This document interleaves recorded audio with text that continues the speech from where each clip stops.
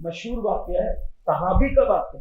بھائیوں میں اور آپ کی اوقات کیا ہے، صحابی کا واقعہ ہے. ایک صحابی دنیا سے جا رہے تھے، ان کی زبان پہ کلمہ نہیں ہے. حالانکہ صحابی کون؟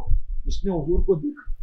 ہمارے اہل سنت کے عقیدے میں صحابی وہ لوگ ہیں کہ انبیاء کے بعد ان سے بہتر لوگ زمین پر آ ہی نہیں سکتے.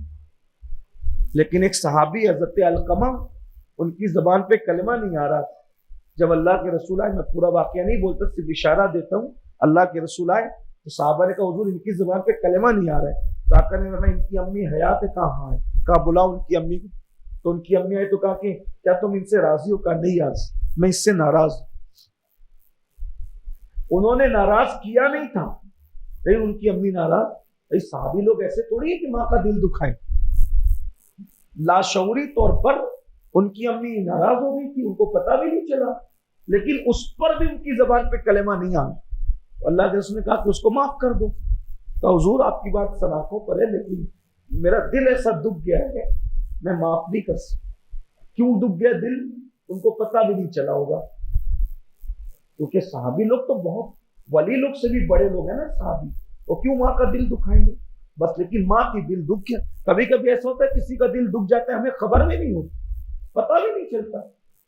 ایسا ہوتا ہے ہوتا ہے ہم لوگ کے ساتھ ایسا ہوتا ہے. کوئی مسافر کے لیے ہاتھ بڑھایا، ہم نے دیکھا بھی نہیں کہ اس نے ہاتھ بڑھایا. مجمع میں ہزاروں لوگ ہیں، مسافر کے لیے ہاتھ بڑھایا، ہمیں پتا بھی نہیں چلا کہ اس نے ہاتھ بڑھایا. نکل گئے، اس کا دل دکھ گیا. حضرت نے تو مسافر ہی نہیں کیا، وہ اللہ کے بندے، حضرت کو تو پتہ ہی نہیں اور تیرا دل دکھ گیا. ایسا ہوتا ہے، ہو سکتا ہے. بہت سی چیزیں ایسی ہوتی. بھیڑ ہے، کسی کے پیر پہ پیر رکھا کہ ہمیں پتہ بھی نہیں چلا، اور اس کو زخم آ گیا، پتہ بھی نہیں چلا، اور دیکھو حضرت کا جوتا میرے پیر پہ آ گیا، حضرت کو تو پتہ ہی نہیں. بہت ساری چیزیں ایسی ہوتی ہیں کہ کسی کا دل دکھ جاتا ہے، ہمیں خبر بھی نہیں ہوتی، پتہ بھی نہیں چلتا. تو انہیں پتہ بھی نہیں چلا ہوگا. ماں نے کہا حضور میرا دل دکھا ہے، میں معاف نہیں کروں. حضور نے کہا ٹھیک ہے کوئی بات نہیں. صحابہ کا کہ لکڑیاں جمع کرو. تو ماں کی ماں ممتا تڑپ گئی. حضور یہ لکڑیاں جمع کر کے کیا کریں گے؟ اس کو زندہ جلا دیں گے. حضور میرے بچے کے ساتھ ایسا مت کیجیے. آقا نے فرمایا جب اپنے بچے کو، اپنے بیٹے کو تو دنیا کی آگ میں نہیں دیکھ سکتی تو جہنم کی آگ میں کیسے دیکھے گی؟ معاف کر دے. حضور میں نے معاف کیا.